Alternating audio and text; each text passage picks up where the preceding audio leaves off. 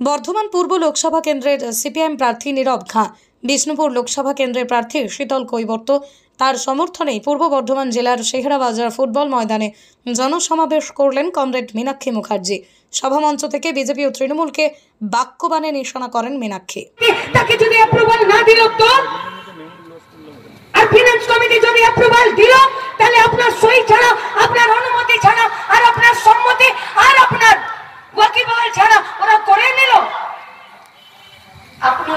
আপনি অন্যায় করেছেন, আপনারা অন্যায় করেছেন, আর আপনারা অন্যায় করেছেন বলে আজকে গোটা পশ্চিমবঙ্গের সমস্ত বেকার ছাত্র যুবরা তারা আজকে একটা অন্য রাস্তাতে তারা প্রতিটা দিন প্রতারিত বঞ্চিত হচ্ছে। হ্যাঁ, যারা যোগ্য রাস্তায় বসে আছে, চাকরি পায়নি, হ্যাঁ তাদেরকে চাকরি দিতে হবে।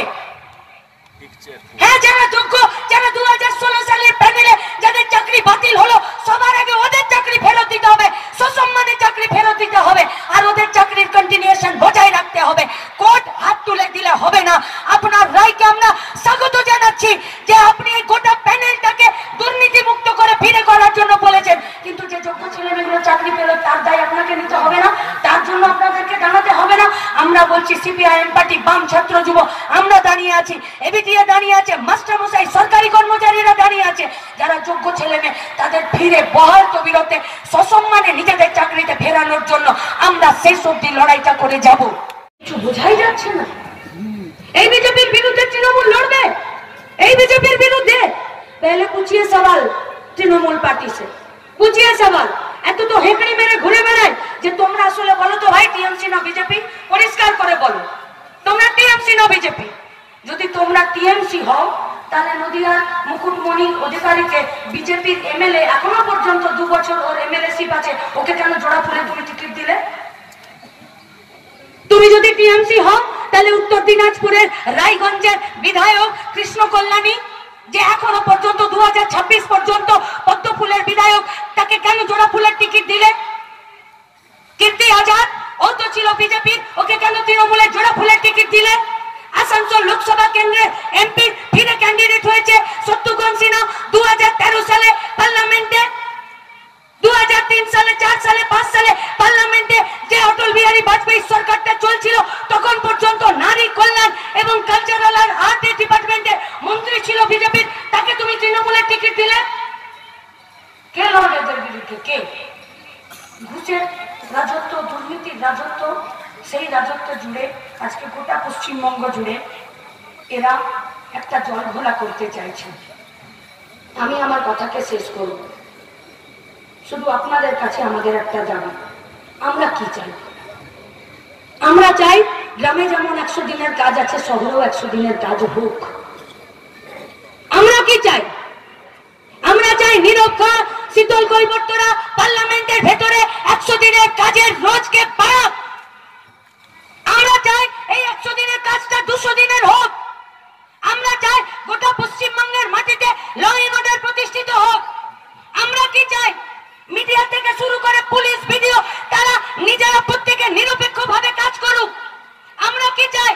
যত শূন্য পদ আছে সেই শূন্য পদগুলোতে যাতে ফিরে বহাল হয়।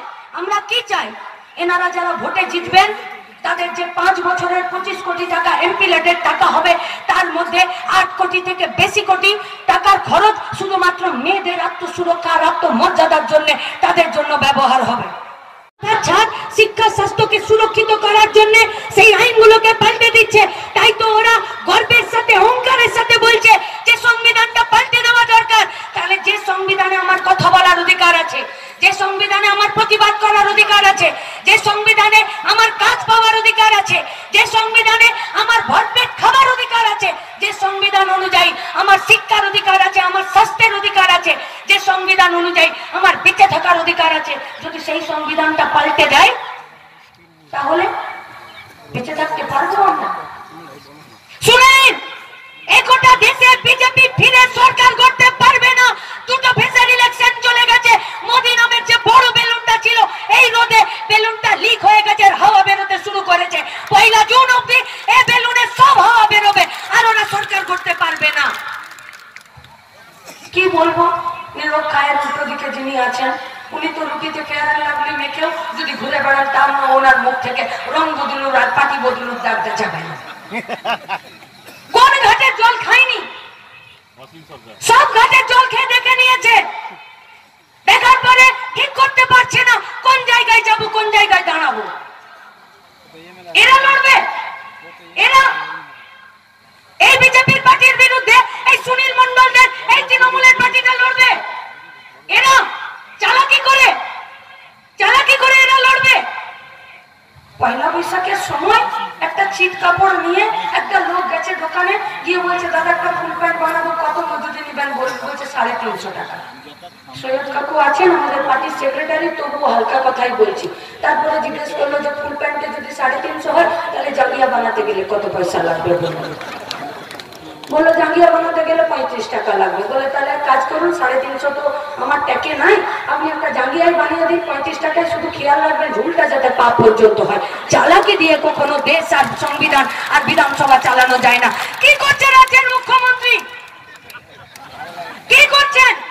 কি করতে চাইছেন আপনি? কেন 26,000 ছেলে মেয়ের চাকরি চলে গেল?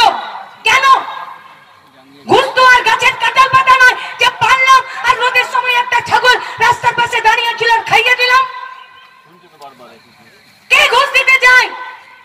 কার বাপ মা বাচ্চাটা জন্মানোর পর আর তার চাকরির জন্য ঘুষ দিতে হবে বলে এক কাঠা জমি বিক্রি করে ব্যাংকে রাখে?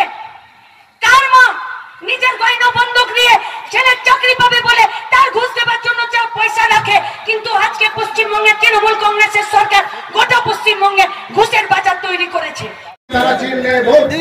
পঞ্চায়েত নির্বাচনে আপনি এসেছিলেন শেহার বাজারে, আবার এই লোকসভা নির্বাচনে এলেন। পঞ্চায়েত নির্বাচনে আপনি আসার পরে পঞ্চায়েত দখল করেছে এখানে, এরপর কি হবে?